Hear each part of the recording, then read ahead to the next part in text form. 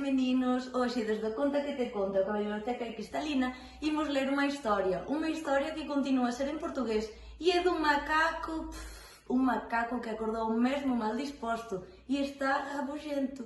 Queren ler? Pronto, vamos embora.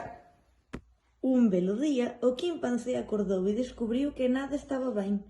O sol estaba demasiado brillante, o ceo estaba demasiado azul e as bananas estaban demasiado doces.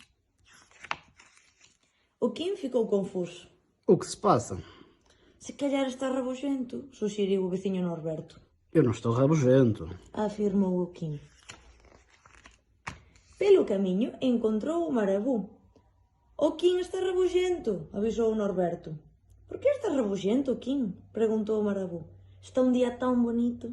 Rabugento? Eu? Eu não estou rabugento. Insistiu o Kim. Mas olha para esses ombros, disse o marabú. Pois é, estás todo curvado. E então o Kim endireitou-se. A seguir encontrou o lémur. O Kim está rabugento, avisou o Norberto. Por que está rabugento, Kim? Perguntou o lémur. Está um dia tão bonito. Rabugento? Eu? Eu não estou rabugento. Olha, as tuas sobrancelhas estão francidas, disse o lémur. Pois é, concordou o Norberto. Estão todas enrugadas. E então o Kim ergueu as sobrancelhas. Mais tarde, o Kim tropeçou na serpente. Oh, não, disse Norberto. Não há nada pior quando se está rabugento. Rabugento? Eu? Eu não estou rabugento. Exclamou o Kim. Então por que esse olhar carrancudo? Perguntou a serpente. Acho que é porque tropeçou em si, sussurrou Norberto a serpente. E então o Kim sorriu. O Kim parecía finalmente feliz, mas ele non se sentía feliz por dentro. Todos querían que o Kim aproveitase aquel día maravilloso. Debías cantar connosco, sugeriran os pásaros. O Kim non tiña vontade de cantar. Debías balanzarte nas árbores connosco, dixeron os macacos, mas o Kim non tiña vontade de se balanzar. Debías rebolarte connosco, dixeran as cebras, mas o Kim non tiña vontade de se rebolar. Debías dar unha volta connosco, dixeran os pavóns, mas o Kim non tiña vontade de ir dar unha volta.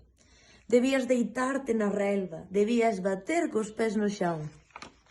Debías tomar un baño e xapiñar, debías abrazar alguén, debías rir, debías dormir unha soneca, debías comer carne podre ou mel, debías saltar sen parar, debías sentarte ao sol, debías danzar. Mas o Kim non tiña vontade de facer nada diso.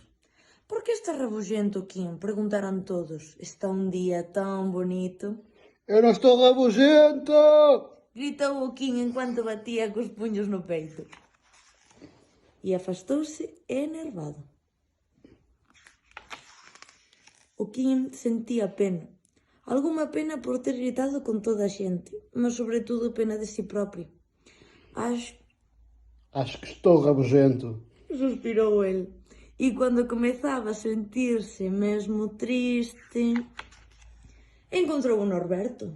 O Norberto estaba cabisbaixo, tiña as sobrancellas francidas e o ollar carrancudo. Que se passa? Estás rabugento? Preguntou o Kim. Non, estive a danzar co porco espiño, contou o Norberto. Estás bem?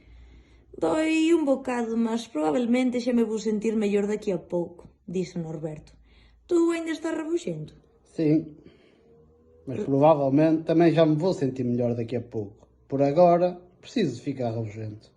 É un belo día para estar rabuxento, constatou o Norberto. E o Kim concordou.